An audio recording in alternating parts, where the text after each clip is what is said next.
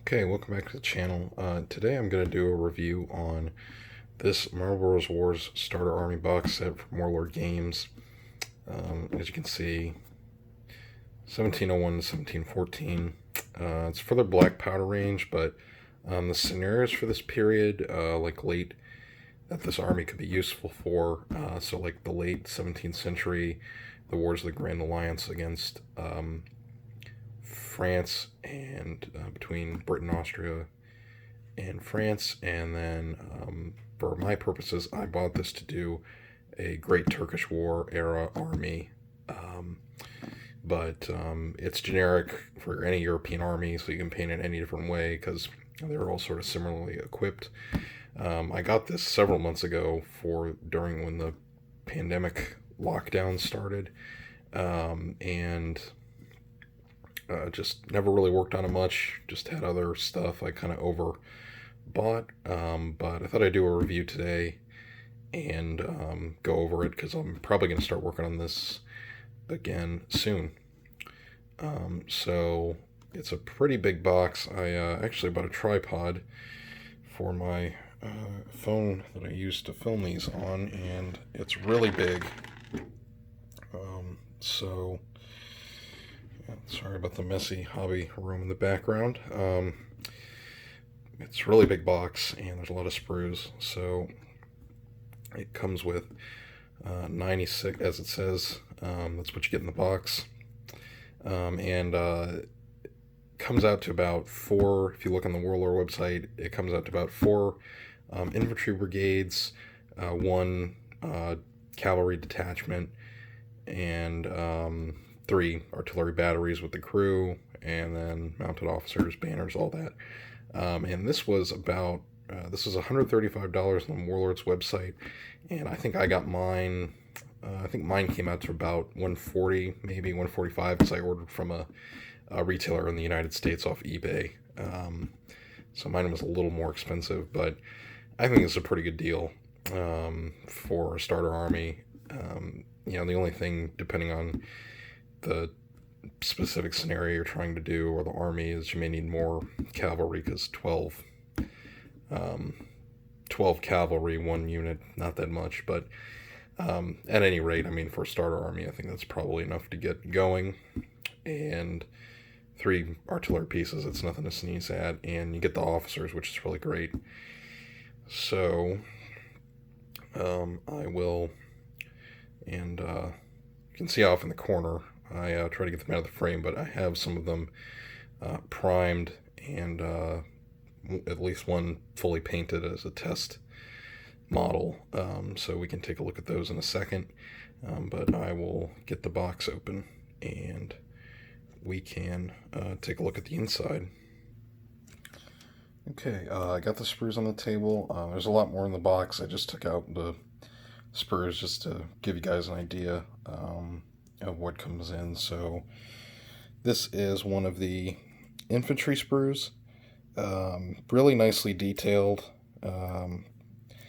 but they are monopose for the just the line infantry, so you're just going to get marching poses, no firing, anything like that. And you get the officer, though, you can, which those are his, let me flip this around, those are the officer pieces, so you can kind of, change him up. Yeah, the poses, maybe not as big a deal when you're doing black powder stuff or, pike and shot era stuff, because you need to do a lot of figures, especially in 28 millimeter, for many of these rules. So here's your standard bearer, or the flag standard, I guess.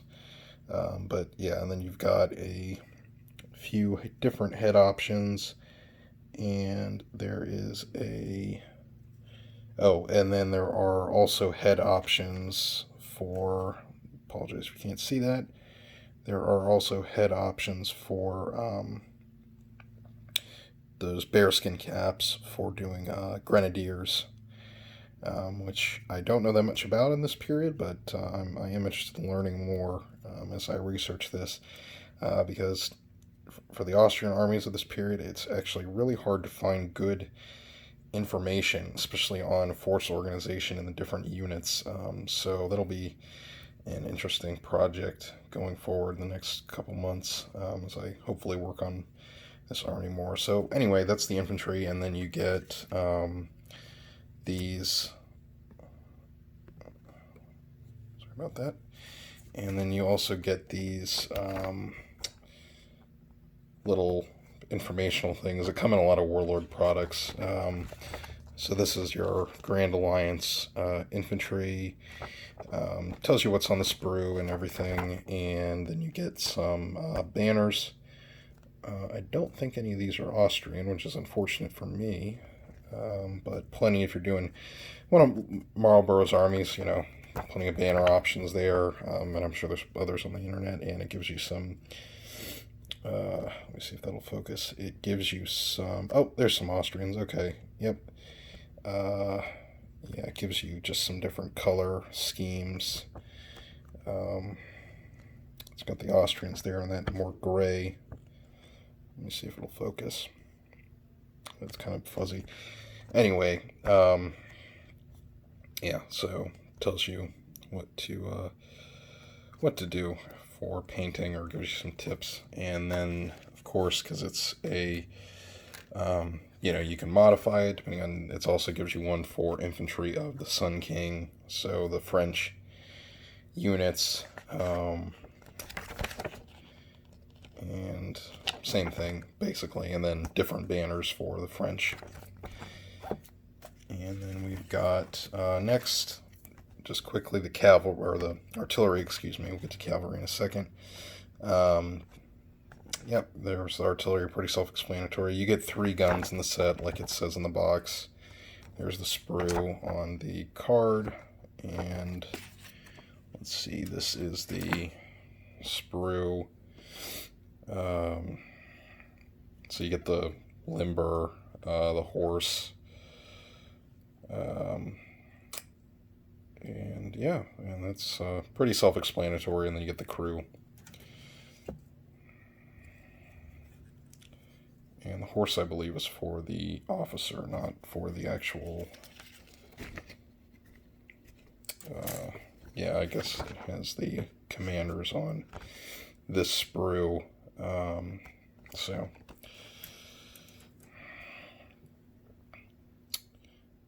Oh, and I forgot, the card just reminded me, I forgot another really important conflict for that these models are for, is the War of the Spanish Succession, another big Austrian...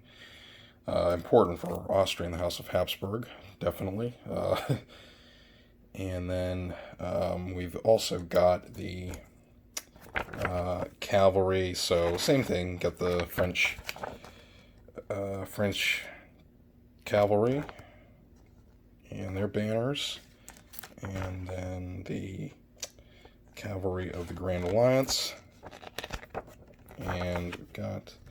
Yep, there we go. We got some little Austrian respect, cuirassier, and same thing. Explains what's on the sprue, and then you get some banners. And I think, yeah, it looks like some of these are actually imperial banners. So that's really nice. And then take a look at the sprue. So these are the horses. Horses come on their own sprue. And then the this is the actual cavalrymen. So you get the pistols and the where are the swords? Here's the swords. Head options, and then for if you're doing a French army, the card, the cavalry little booklet for the French says they included these muskets. So if you want to do them as French mounted grenadiers, that's another option, which not something I knew too much about personally, but that's pretty interesting. A pretty interesting unit. So like I said, I have already painted a few of these. It's one of the base pack of bases is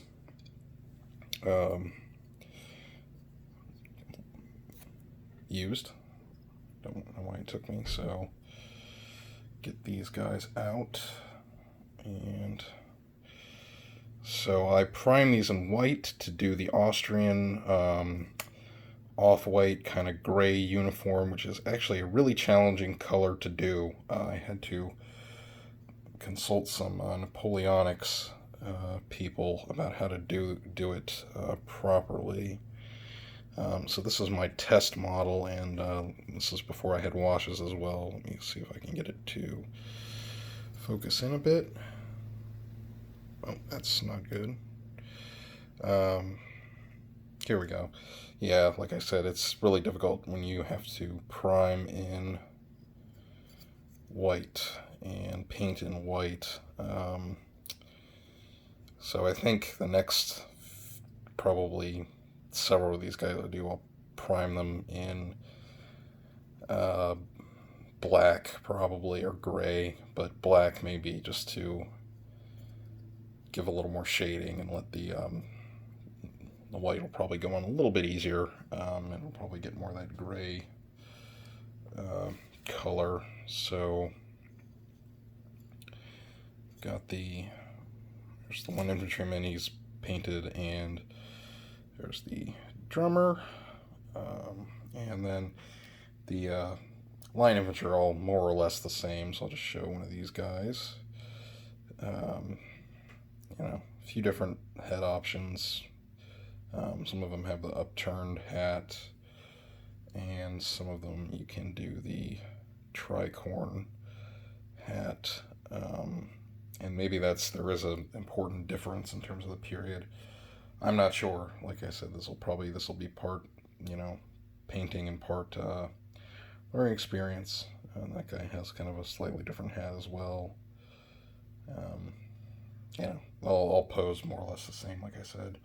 The artillery crews are a little different. I primed them in black because the Austrian artillery crews from around this period wore a brown coat, so I figured that would be a little bit better of an option than priming them in white. So there's one of them, and we have another one. I have to say, because these are actually made not by Warlord, but by Wargames factory, so they're a little more slender than like the normal heroic 28mm that Warlord puts out. So just something I noticed is gluing it can be a little bit more of a challenge, just because they're slightly more slender, and it can be kind of hard to get the parts to adhere if you're using like a plastic cement glue. Super glue, you might not have as much of an issue. And there's one of the cannon.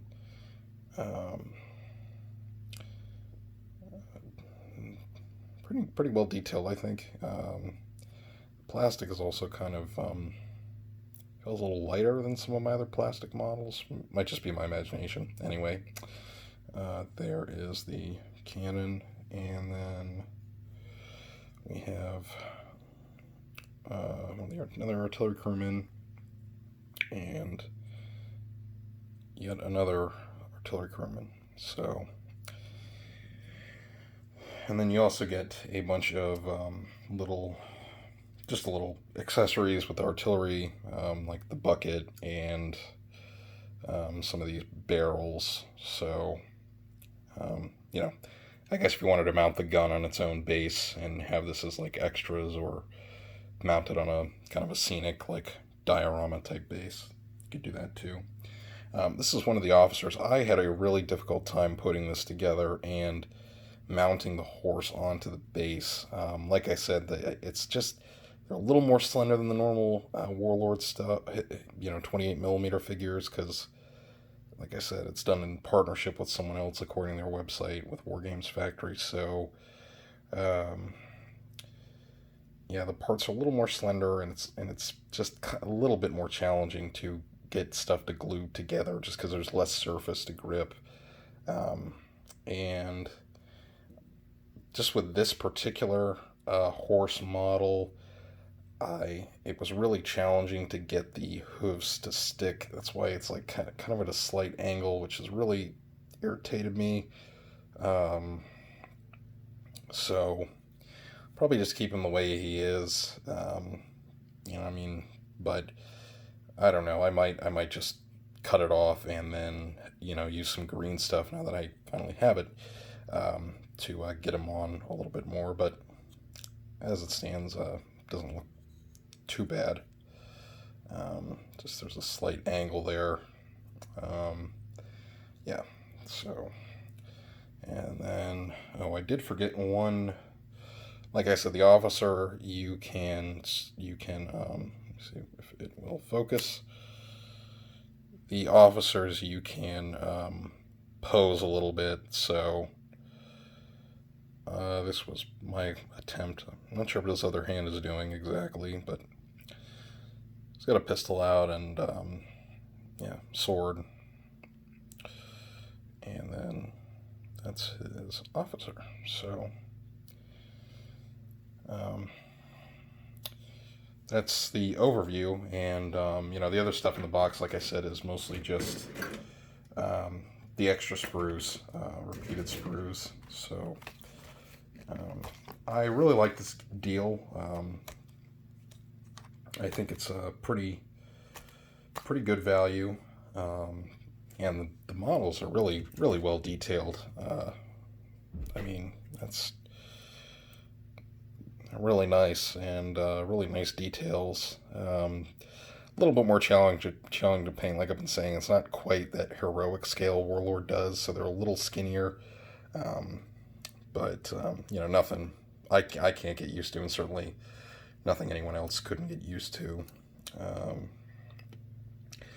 The one thing I will say is if you're doing like late 17th century, like Grand Alliance period, you don't get pikemen in this set. So, there were still some pikemen used in formations around that period. I'm not sure what extent. Again, part of this is putting together this army is like a learning process for me. So it might depend.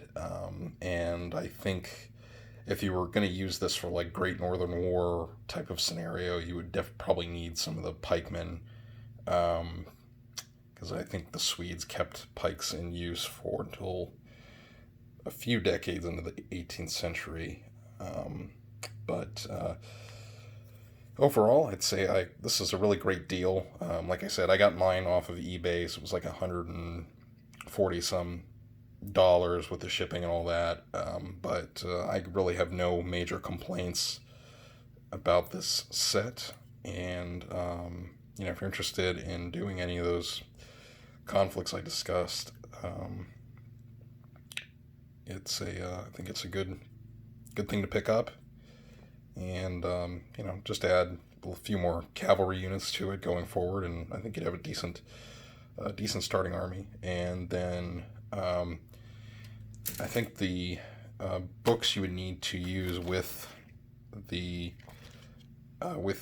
models would be either Pike and Shot, because that has some of those Grand Alliance scenarios, or that Last Argument of Kings book, because that has, I believe, I know it has some great Turkish war list for both Austrians and Ottomans, and then I believe there's also War of Spanish Succession scenarios in it as well. I covered that on the Pike and Shot review that I published the other day.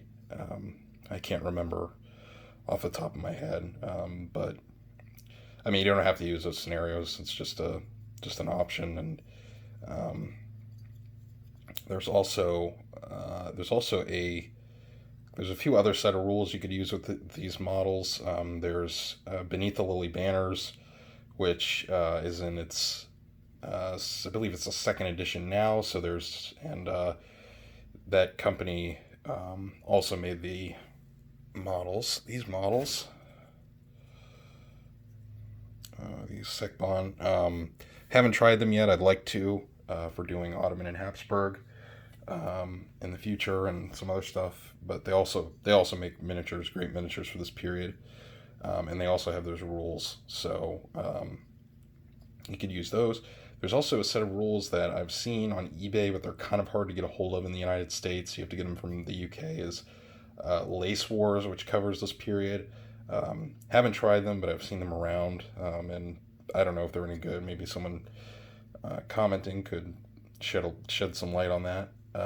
But those are the main rules I can think of at the moment. And then, of course, I mean, you could just use generic black powder by Warlord, or probably even pike and shot with these.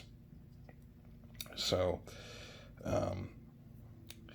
anyway, that's the video. I hope you enjoyed it. I hope you enjoyed the review. I'm hoping to do maybe more stuff like this in the future.